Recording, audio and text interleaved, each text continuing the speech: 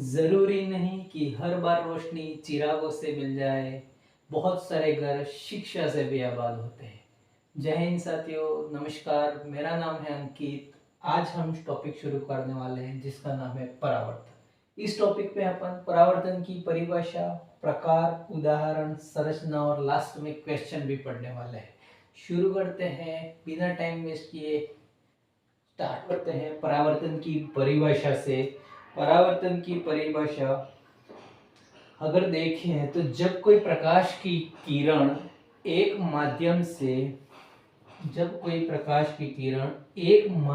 से चलकर दूसरे माध्यम की सतह, अगर मान लो ये पहला माध्यम है और ये दूसरा माध्यम है, तो जब कोई प्रकाश की किरण एक माध्यम से चलकर दूसरे माध्यम की सतह से टकराकर वापस उसी माध्यम में चली जाती है, तो जो ये घटना होती है, इस घटना को प्रकाश का परावर्तन कहा जाता है। परावर्तन की परिभाषा के बाद अब हम बात करते हैं परावर्तन के नियम।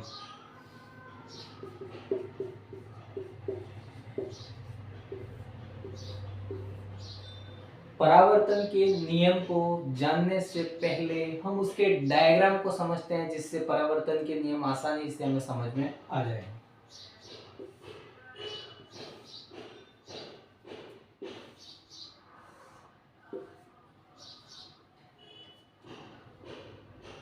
ये किरण है जो किसी परावर्तक सतह पर आ रही है। ये दूसरी किरण है जो सतह से टकराकर परावर्तित हो रही है, और ये जो है ये अभिलंब है।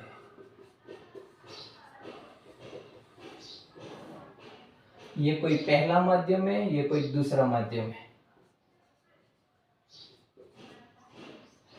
परिभाषा में हम देख चुके हैं कि परावर्तित किरण किसी एक पृष्ठ से टकराकर पुनः उसी माध्यम में लौट जाती है। अब हम बात करने वाले हैं परावर्तन के नियम की, जो दो नियम होते हैं। जो पहला नियम है वो ये कहता है कि जो आपतित किरण होती है, जो परावर्तित किरण होती है और जो अभिलंब होता है, वो तीनों एक ही तल में होते हैं।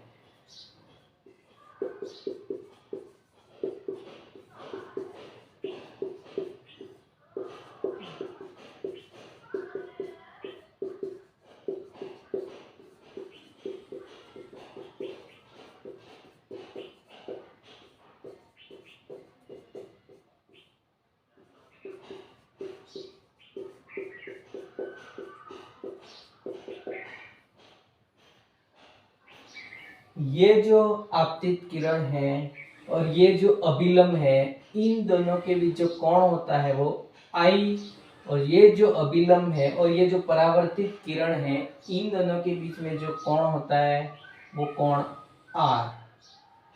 परावर्तन के पहले नियम को जानने के बाद अब हम बात करते हैं परावर्तन के सेकंड नियम की। परावर्तन का सेकंड नियम समझने से पहले हम समझते हैं आपतन कोण और परावर्तन कोण। क्या होता है आपतन कोण और परावर्तन कोण? आपतन कोण जो होता है वह आपतित किरण व अभिलंब के बीच में जो कोण बनता है वह आपतन कोण कहलाता है। इसे I द्वारा इंडिकेट किया जाता है। I इंसिडेंट, I का फुल फॉर्म इंसिडेंट, जो आपतन कोण होता है। और दूसरा होता है परावर्तन कोण। परावर्तन कोण परावर्तित किरण व अभिलंब के बीच में जो एंगल बनता है, उस कोण को परावर्तन कोण कहा जाता है। और जो दूसरा नियम है परावर्तन का, वो ये कहता है कि आपतन कोण जितना रहता है उतना ही परावर्तन कोण होता है। इसका मतलब कोण I बराबर रहता है कोण R के। यदि इसका मान 30 डिग्री है तो इसका मान भी 30 डिग्री होगा। यदि इसका मान 45 डिग्री है तो इसका मान भी 45 डिग्री होगा। कहने का तात्पर्य यही है कि जितना आपतन कोण का मान होता है उतना ही परावर्तन कोण का मान होता है। ये हो गया परावर्तन के दोनों नियम।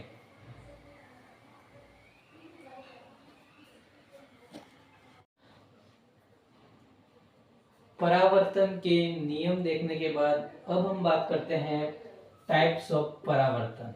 परावर्तन कितने प्रकार का होता है? परावर्तन दो प्रकार का होता है जनरली, जिसे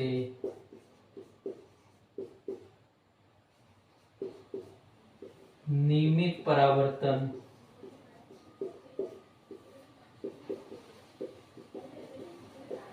व विसरित परावर्तन में विभक्त किया जाता है। जब प्रकाश की किरण किसी चिकने पृष्ठ पर आपतित होती हैं, इसके पश्चात जो परावर्तन होता है वह नियमित परावर्तन होता है, और जब प्रकाश की किरण किसी खुरदरे पृष्ठ पर आपतित होती है, इसके बाद जो परावर्तन होता है वह विसरित परावर्तन होता है। डायग्राम से देखते हैं इनको। जब कोई ये प्रकाश की किरण किसी चिकने पृष्ठ पर आपतित होती है, इसके बाद जो ये घटना होती है परावर्तन की, वह नियमित परावर्तन कहलाता है।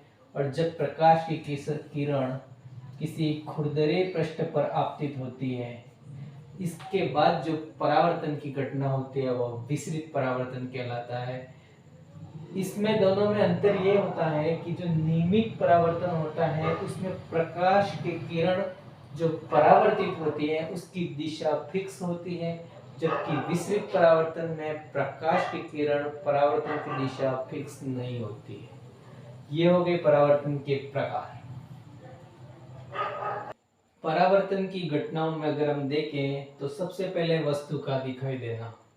जब कोई प्रकाश की किरण किसी वस्तु पर आपतित होती है, इसके बाद वह परावर्तन होकर हमारी आंख के रेटिना पर एक प्रतिबिंब बनाती है। जो प्रतिबिंब होता है वास्तविक व उल्टा।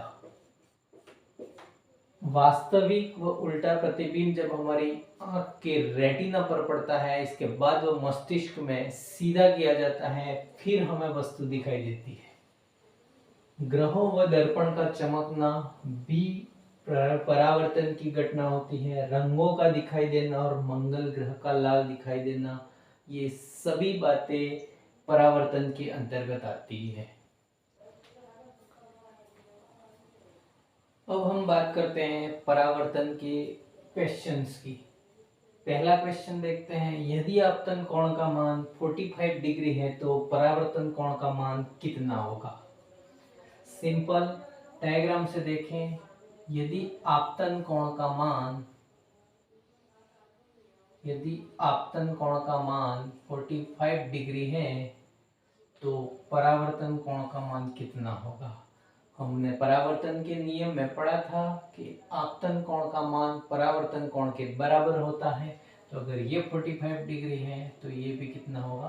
45 डिग्री। तो यहाँ हमारा आंसर रहेगा 45 डिग्री। अगला क्वेश्चन देखते हैं, यदि आपतित किरण परावर्तक पृष्ठ से 30 डिग्री का कोण बनाए तो आपतन कोण का मान कितना होगा? यदि कोई आपतित किरण परावर्तक पृष्ठ के साथ इस पृष्ठ के साथ 30 डिग्री का कोण बनाए 30 डिग्री का कोण बनाए तो आपतन कोण का मान कितना होगा? जब ये पूरा 180 डिग्री होता है, इसका मान 30 डिग्री, इसका मान 30 डिग्री, तो इसका मान कितना होगा? 60, और इसका मान कितना होगा? 60। इसका आंसर आ जाएगा 60 डिग्री। ये हो गया आज का हमारा पूरा परावर्तन कंप्लीट। Thank you.